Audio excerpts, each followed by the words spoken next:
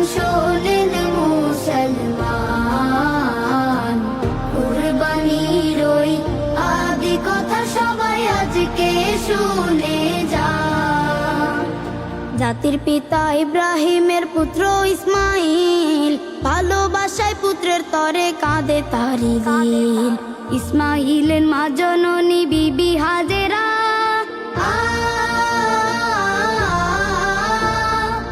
পুত্র ধনের জন্য দৌড়ান, পুত্র ধনের জন্য দৌড়ান সাফা মারওয়া।